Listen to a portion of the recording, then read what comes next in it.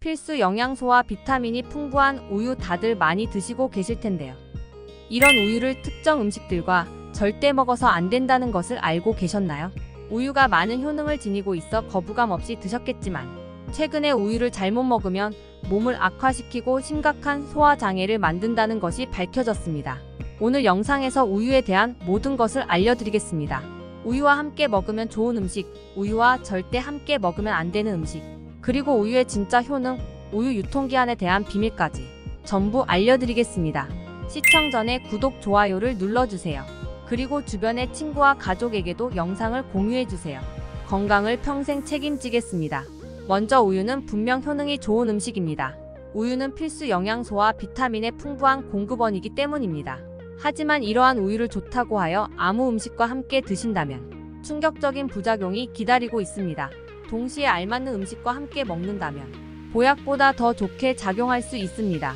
먼저 우유와 함께 먹으면 좋은 음식부터 알려드리겠습니다. 우유와 함께 먹으면 좋은 음식 첫째, 우유와 딸기입니다. 딸기는 과일 중에서도 특히 비타민C가 풍부한 과일입니다. 딸기에는 유기산이 1%가량 포함되어 있는데 이 유기산은 신진대사를 원활하게 해줍니다. 우유와 딸기를 함께 먹으면 맛이 좀 더 풍부해지고 영양 균형을 이룰 수 있습니다. 딸기에는 단백질과 지방이 없는데 우유와 함께 섭취하면 영양 밸런스도 맞고 맛도 좋을 뿐 아니라 소화 효소의 활동이 활발해져 소화가 잘 되는 장점까지 있습니다. 우유를 싫어하는 아이라도 딸기를 넣은 우유는 잘 먹는 경우가 많으므로 적절히 활용하면 좋습니다. 실제로 많은 우유 음료에서 딸기를 적극 활용하고 있다는 것을 우리는 알고 있습니다. 우유와 함께 먹으면 좋은 음식 둘째, 우유와 커피입니다.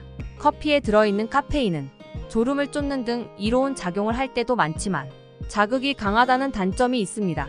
특히 빈속에 마실 경우엔 위산 과다 분비로 속 쓰림 증세를 겪을 수도 있는데요. 그렇기 때문에 산을 중화시켜줄 단백질을 함께 먹는 것이 좋습니다. 또한 커피의 카페인은 이뇨 작용을 촉진시키고 소변을 칼슘 등 무기질 성분을 배출하기 때문에 너무 많이 마시지 않는 것이 좋고 특히 골다공증 환자의 주의가 필요합니다. 그런데 커피와 함께 칼슘이 풍부한 우유를 마시면 이런 작용이 중화되는 효과를 볼 수 있습니다. 커피에 우유를 넣어 마시는 카페라떼는 위산과다 현상을 막아줄 뿐만 아니라 영양학적으로도 밸런스가 잘 맞아 카페라떼를 의사의 커피라고 부르기도 합니다. 카페에 가시릴이 생긴다면 카페라떼 한 잔 드셔보세요. 하지만 카페에 가시릴이 없는 분들을 위해서 집에서 만드는 카페라떼 방법을 짧게 알려드리겠습니다. 먼저 우유를 데워주세요. 가정용 커피 머신이 있다면 사용하면 되지만 없는 분들은 우유를 컵에 넣어서 전자레인지에 데워주세요. 커피포트에 넣고 우유를 데운다면 타버릴 수 있으니 꼭 전자레인지를 사용해주세요. 그리고 이젠 커피를 섞어주면 되는데요. 집에서 에스프레소를 만들 수 있다면 넣어주면 되지만 보통 힘든 경우가 많습니다. 따라서 집에 있는 믹스커피를 따뜻한 우유에 넣어서 드셔보세요. 그렇다면 집에서 만드는 간단 카페라떼 완성입니다. 우유와 함께 먹으면 좋은 음식 셋째, 우유와 쌀입니다. 다소 생소하실 수 있는데요. 우유 성분 가운데 지질은 식품 가운데 가장 소화, 흡수가 잘 되는 성분이지만 소화력이 저하된 노인들이 젊은 사람처럼 한꺼번에 많이 먹으면 소화 장애를 일으킬 염려가 있습니다. 그래서 우유는 옛날부터 마시지 말고 씹어 먹어야 한다는 말이 생기기도 했습니다. 그런 면으로 본다면 쌀에 우유를 넣고 죽을 끓이면 한꺼번에 우유를 많이 먹지 않으면서 입안에서 머무는 시간도 자연히 길어지기 때문에 노인들에게 매우 좋은 음식입니다. 또한 동의보감에서도 노인들에게 좋은 음식으로 우유죽을 권하고 있습니다. 그렇다면 우유와 절대 함께 먹어서 안 되는 음식은 무엇이 있을까요? 무엇이 우유를 도구로 만드는 것일까요? 지금부터 알아보겠습니다. 우유와 함께 먹으면 안 되는 음식 첫째, 고구마입니다. 깜짝 놀라실 분들이 많을 텐데요. 우리가 고구마를 먹을 때 목이 막혀서 우유와 자주 함께 먹기 때문입니다. 그렇지만 고구마와 우유는 함께 드시면 안 됩니다. 고구마에는 우유에 부족한 섬유질이 풍부하여 함께 먹는 경우가 많은데 고구마는 섬유질이 풍부한 만큼 위장에서 오래 머물기 때문에 위산과 섞이지 않은 음식물이 위로 치밀어 오르는 생목이 오르는 증상이 나타날 수 있다는 사실 알고 계셨나요? 따라서 우유 속의 포화지 방산이 위식도 괄약근을 이완시켜서 위산 역류를 유발할 수 있기 때문에 평소에 역류성 식도염이 있거나 위산 역류 증세가 있는 경우는 고구마를 같이 먹지 않는 것이 좋습니다. 다만 이때 저지방 우유를 함께 먹으면 고구마의 소화 흡수를 돕고 음식물을 잘 내려가는데 다소 도움이 될 수 있다. 즉 고구마와 우유를 함께 드시고 싶으시다면 저지방 우유를 선택해보세요. 우유와 함께 먹으면 안 되는 음식 둘째, 설탕입니다. 우유에 설탕을 직접 넣어 먹지는 않지만 커피에 우유를 첨가한 카페라떼에 설탕 시럽을 넣거나 우유와 함께 설탕이 듬뿍 들어간 디저트를 먹는 경우는 흔합니다. 설탕은 혈액을 산성화시키기 때문에 이를 중화시키기 위해 뼈에서 칼슘이 빠져나옵니다. 멸치와 같이 칼슘이 많은 식품을 요리할 때는 설탕을 사용하지 않는 것이 바람직합니다. 우유 속의 유당은 혈당 지수가 낮은 편이어서 혈당을 비교적 천천히 올리는 장점이 있는데 설탕과 같이 먹으면 우유의 장점이 다 사라지고 우유의 지방 성분이 설탕의 맛을 더 부드럽게 해주어 설탕 섭취를 증가시킵니다. 이러한 현상은 혈당 스파이크를 발생시키는데 혈당 스파이크가 지속적으로 계속되면 체내 인슐린 감수성이 떨어지고 살이 쉽게 찌고 잘 빠지지 않는 체질로 바뀝니다. 따라서 카페라떼를 드실 때는 설탕을 더 첨가하지 않고 드시는 것을 추천드립니다. 우유와 함께 먹으면 안 되는 음식 셋째, 약입니다. 매우 중요한 내용이니 집중해주세요. 약을 먹을 때 물 대신 우유로 대신 먹는 것은 금물입니다. 특히 사이클린이라는 이름이 붙은 항생제를 우유와 같이 먹게 되면 우유 속의 칼슘 성분이 약 성분과 결합하여 약 성분이 혈액 내로 흡수되는 것을 방해합니다. 즉 약을 먹어도 아무 효능이 없게 된다는 것입니다. 또한 항생제 효능을 떨어뜨리지 않기 위해서는 항생제 섭취 2시간 전 후로는 우유를 마시지 않는 것이 좋습니다. 그리고 우유와 골다공증 치료제를 함께 먹는 것은 금물입니다. 우유는 골다공증 치료제인 비스포네이트, 약물 대사를 방해하여 치료 효과를 떨어뜨릴 수 있습니다. 추가적으로 체질적으로 결석이 잘 생기거나 소화력이 약하여 평소에 위산이 잘 역류하거나 췌장 기능이 약하여 혈당 조절이 잘 안 되는 사람은 우유를 섭취할 때 상극인 음식과 같이 섭취하지 않도록 각별히 주의를 기울이셔야 합니다. 하지만 우유와 어울리지 않는 음식들을 피해서 먹더라도 유통기한을 많이들 놓치고 계십니다.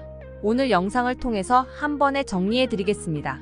우유의 유통기한은 가공법이나 종류에 따라 달라질 수 있지만 일반적인 흰 우유의 경우 유통기한이 9에서 14일 정도이며 제품의 유통기한이 표기되어 있습니다. 따라서 제품에 표시된 날짜는 유통기한이며 보관 환경에 따라 다르겠지만 우유자 조금관리위원회에 따르면 냉장 환경에서 잘 보관되었다면 유통기한이 지나도 10일 정도 이내에는 먹어도 무방하다고 합니다.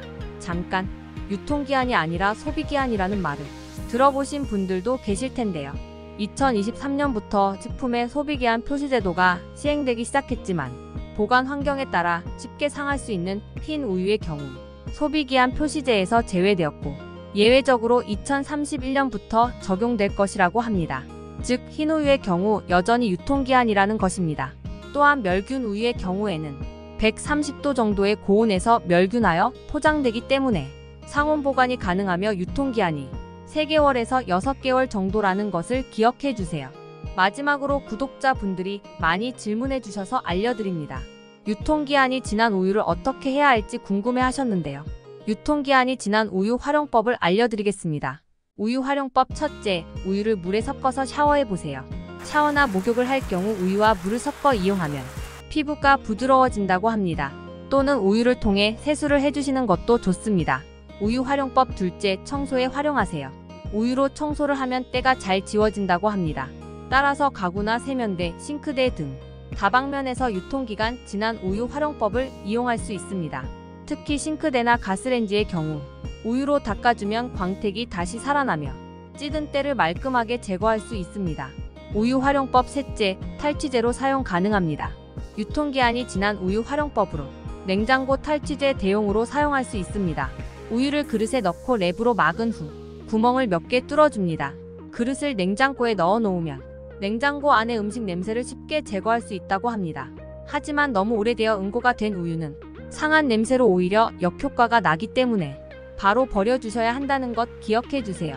오늘의 영상 빠르게 요약해 드리겠습니다. 우유 분명 좋은 음식이지만 몇몇 음식들과는 꼭 피하셔야 합니다. 고구마, 설탕 약 3가지와는 절대 같이 드시지 마세요. 특히나 이미 우유가 들어간 카페라떼는 시럽을 넣지 마세요. 그리고 약과 우유를 먹으면 약의 효능이 사라질 수 있으니 약은 꼭 물과 함께 드세요. 그리고 우유는 딸기, 커피, 쌀과 궁합이 좋습니다. 특히나 딸기를 넣은 우유 음료는 언제나 좋습니다. 그리고 동의보감에도 나왔을 정도로 몸에 좋은 우유죽은 꼭 한번 드셔보세요. 유통기한과 관련해서는 유통기한이 지나도 섭취해도 무방합니다. 소비기한이 지난 것이 아니기 때문입니다. 하지만 냄새가 불쾌하다면 드시지 마세요.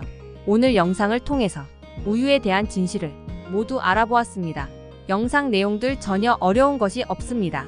제가 말한 내용을 잘 참고하시면 건강한 노후를 보내실 수 있을 거라 생각합니다.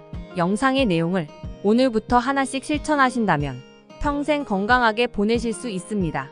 오늘 영상이 도움이 되셨다면 주변의 친구들 그리고 가족분들에게도 영상을 공유해주세요. 구독, 좋아요, 그리고 알람 설정까지 해주세요. 앞으로도 더 좋은 양질의 영상을 보여드리겠습니다. 감사합니다.